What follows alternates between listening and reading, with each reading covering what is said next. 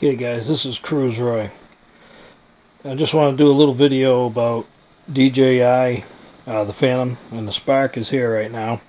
What we want to talk about is this Huawei. It's an Ascend XT2 phone.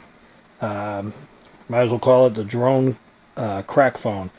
It's one of those paid phones that this one's an AT&T, but we want to just use it just for the drones.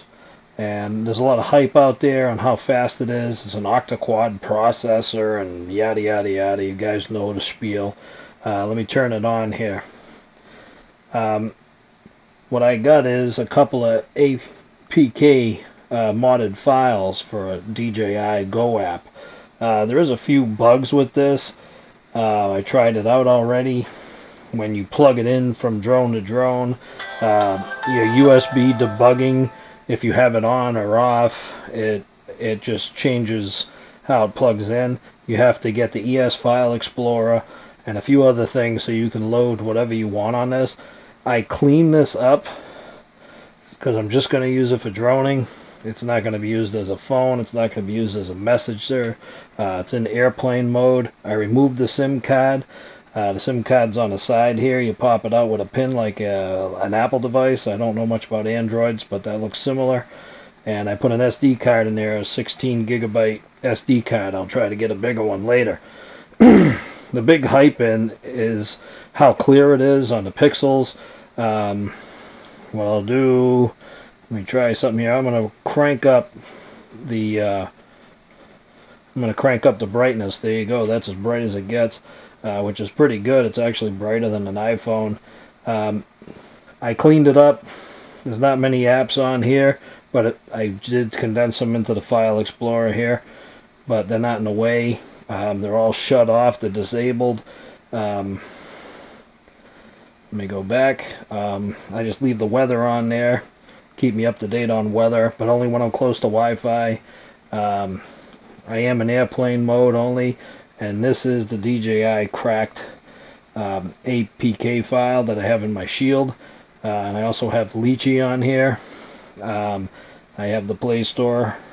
And you got to do a few things to load this, but you guys can figure it out. There's plenty of information on the web.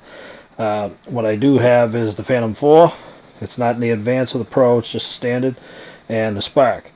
And I'm going to see if I can get it to do what it did earlier. The thing I don't like is where they put the buttons. Alright, when you put this in your tray, just be careful where you put it. You'll end up hitting the buttons. Alright, so I have the USB debugging on. And what happens is sometimes when I change drones or even go back to the software, I either have to reboot the phone or I have to shut the USB debugging on and off. And it's the only bug I could find. It is a pain in the butt, but if you're set up for flying all day, then it's not a big deal. This is the cord that came with the Ascend. I mean, you can get other ones, but this is the one that came with it, and it seemed to work. But let me plug it into the Phantom 4. Okay, it's going to ask what app. I want the NDL app just once. I do that, and we'll see if it opens up right away. Alright, it picked up that it's the Phantom 4 and hit go fly. And I got a bunch of errors on here because I'm inside the house, of course. Let me shut that off, and there you go. Do you want to see reaction time or lag? Boom. Out, in, out, in. So I mean, it's about the same as an iPhone. We just try to take off.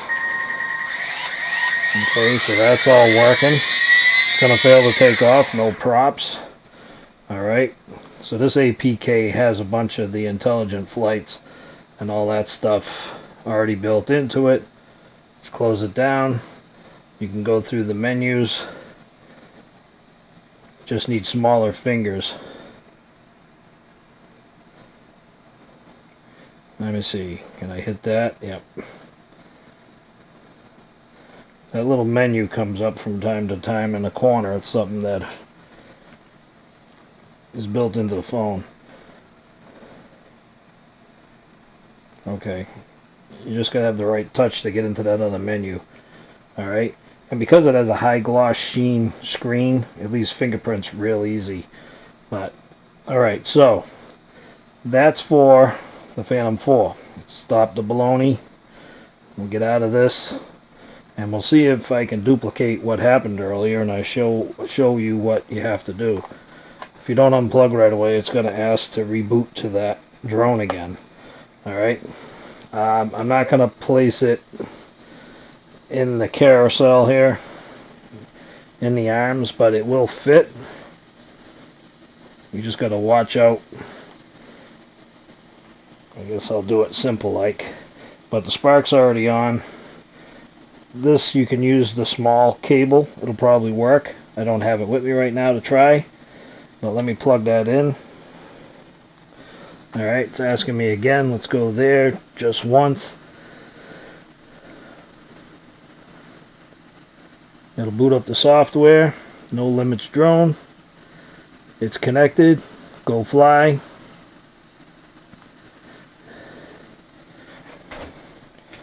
Let it rotate the screen. Get out of everything. The lag with the spark. Down, up. Down, up. Down, up.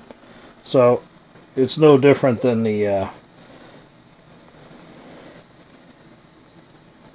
like an iPhone. But I'm not going to push takeoff here because I'm in my room and the blades are actually on there, but I can show you that that works. And shut down. Alright, same thing. I just don't like that menu area there, but it takes you into all the menus. Alright, so again, slide that, open that, let's get rid of that, disconnect, and let me disconnect some cables here. Just want to shut off some of the drones that are just sitting here. Oh, it's not good to let your drones sit. They'll overheat.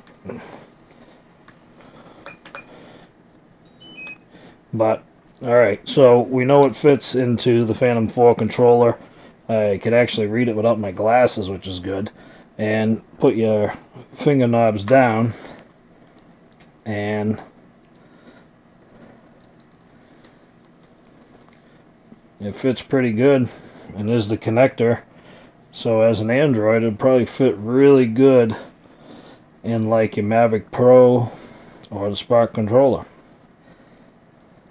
But this is Cruiseroy with the Huawei Ascend, and it's all cleaned up and it's working properly, and $49. You can't beat it. I had a coupon. I got it for 38 bucks.